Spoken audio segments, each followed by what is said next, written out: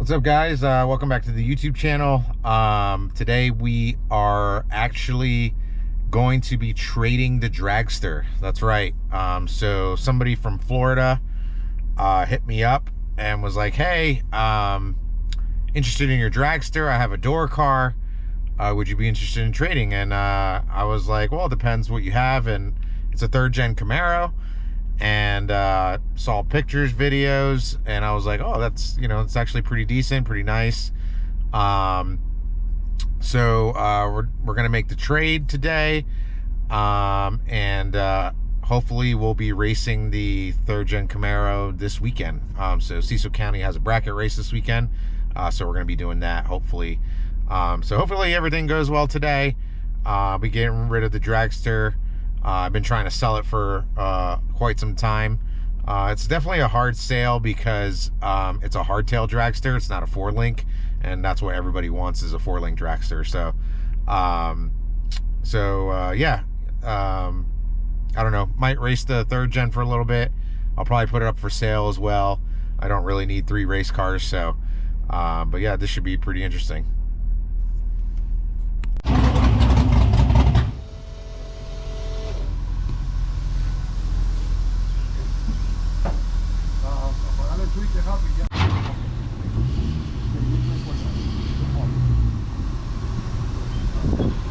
¿Le pudiste dar ¿ya está corriente? That one started, the other one is too soft, okay? It started and the next one too soft. No, not too soft.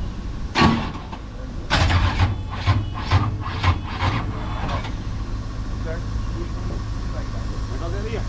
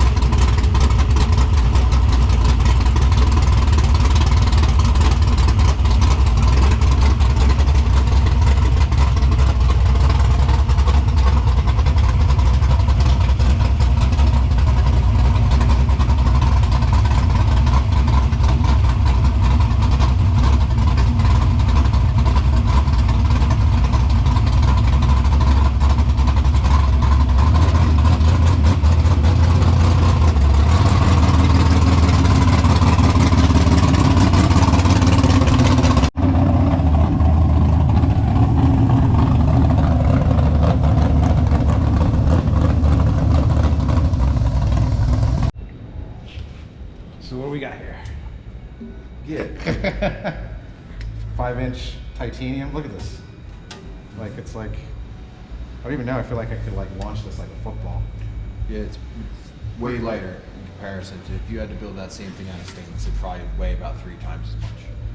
So that's crazy. I think all together here with everything we have, I think it's under 11 pounds. Titanium Dynamics. Remember, Titanium Dynamics. And what else we A got? bunch of stuff. Woo! Charge pipes going together. So we gotta do the flanges and stuff like that, but you can see these are the charge pipes. All these are titanium and everything. This would be for the boost control. Oh, okay. Tube and everything like that. Exit tube for the boost control valve. Nice. All that's going to be titanium. Try and save some weight, but also keep the strength up.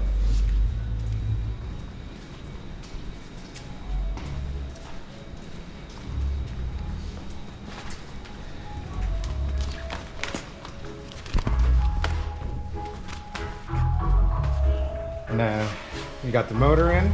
Yeah, so we got the motor placed into the chassis. We had to, we kind of wanted the motor in a very specific location as far as based off the mid-plate length to the center line of the rear axle. So we were able to place that exactly where we wanted it, kind of crankshaft and center line versus the ground, set where we want, and that way we can really be able to end up the percentage that we want front to back on the car. As far as setting up the chassis and stuff like that, so we're not too nose heavy or rear heavy, especially with mounting the turbos up front. So this car is really short and stubby, and where we have the motor mounted, it allows up front and still keep those percentages in check. So we got the fuel cell all built here. We're using all air-motive fuel system. So we got the screw-style pump here that pulls directly from the fuel cell. We were pretty limited on space up here, so you can see the fuel cell kind of occupies every square inch that we had available in the front of the car. So What size was it? this ends up being just over 7 gallons. Alright. If you fill it all the way up, which for what we're trying to do is going to be plenty.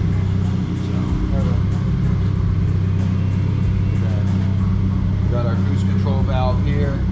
Comes right out of our build outlook from HFR, but TurboSmart got us these boost control valves where we're going to do a charge size boost control versus your traditional exhaust driven boost control.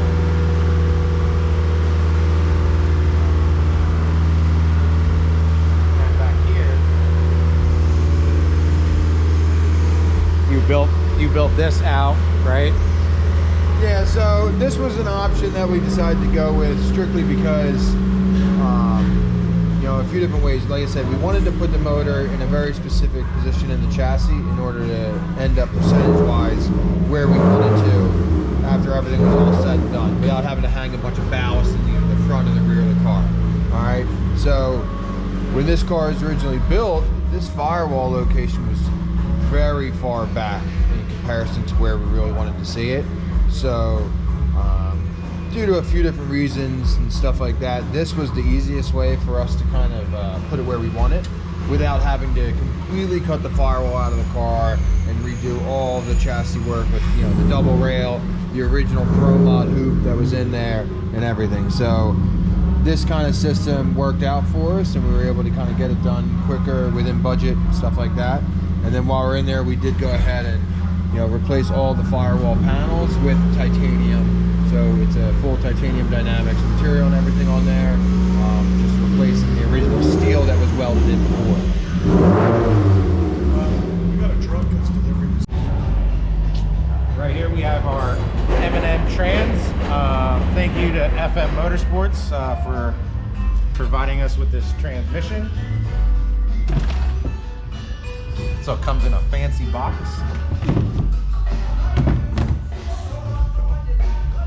And then over here,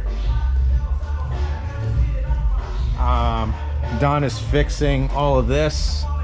It was kind of a little haggard before, so he's fixing this, adding some bars that were cut out, things like that. So yeah, I think he has the bell housing in and all that fun stuff. But yeah, it's coming along nicely, coming along very, very quickly.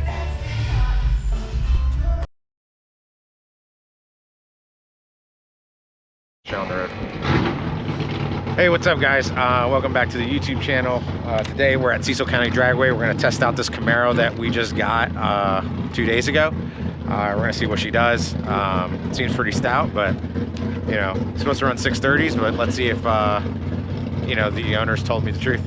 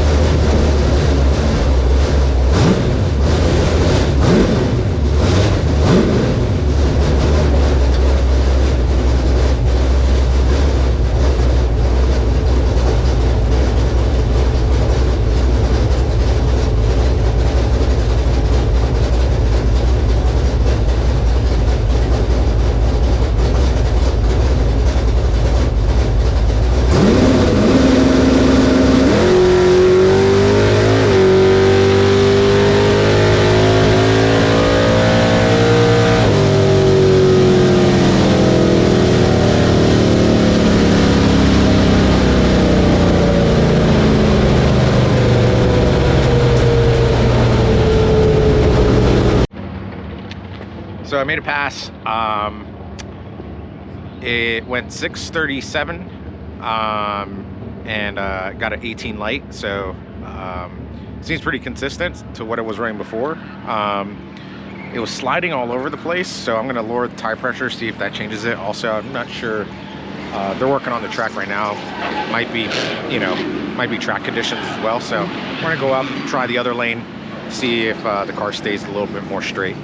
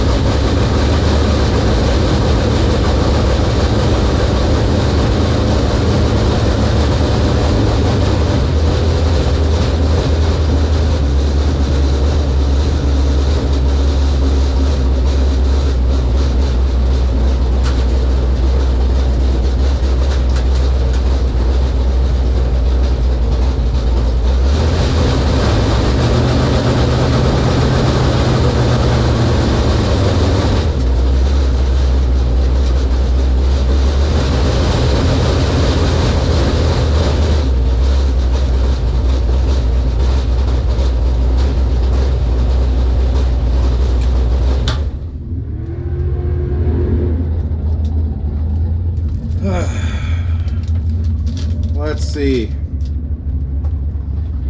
Sliding around a bit. Went 636 and I got out of the gas a little bit. I don't know if the track's not there or what. It doesn't make any sense.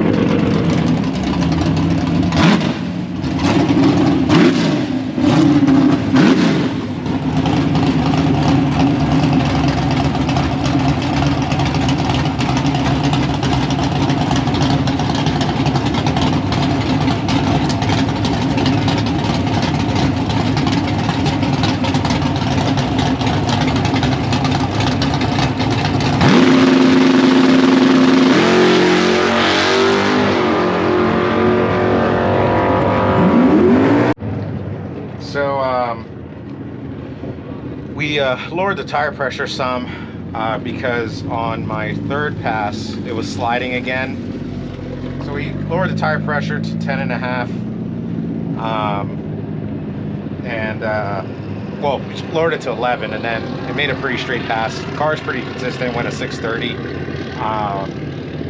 So we're gonna make one more final pass, and then we'll be back here tomorrow for the bracket race. So hopefully it just goes down straight and is consistent and we can pack it up.